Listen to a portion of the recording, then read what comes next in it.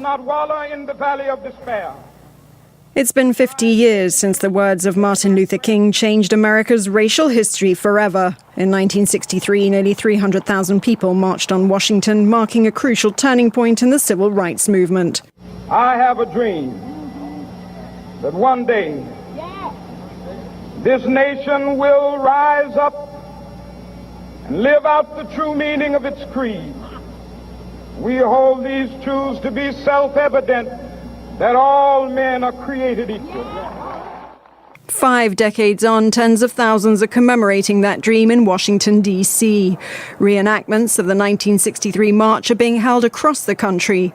But the original organizers say racial inequality hasn't gone away, and their fight against discrimination never stopped. We are here again, not just to commemorate or celebrate the march, but also to generate the political momentum that can address pressing economic and social problems today.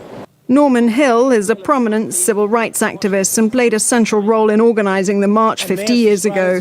This time around, his goal is to answer Martin Luther King's call for justice for today's African Americans. Some of the march demands are still relevant today. For example, the demand to call for a massive jobs program. At Washington, D.C.'s historically black Howard University, student activists reject the idea this generation of students are less committed to the struggle for equality. Students are still on the front line.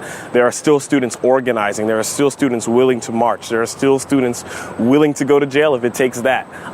We still, although it may not be present as it was in 1963, I do believe that students still do care about the cause. And for many, the key is keeping the dream alive, even if it hasn't become reality yet. Activism is something that that is continuous. The dream is something that continues on. It's not anything that will ever be fulfilled, because it's something that is meant for each generation to take on the torch and ensure that they can pass it on to the next. For many Americans, this 50th anniversary marks a turning point in the country's racially charged history. But nowhere is this commemoration felt more acutely than here in Washington, D.C. itself, which remains a deeply segregated city.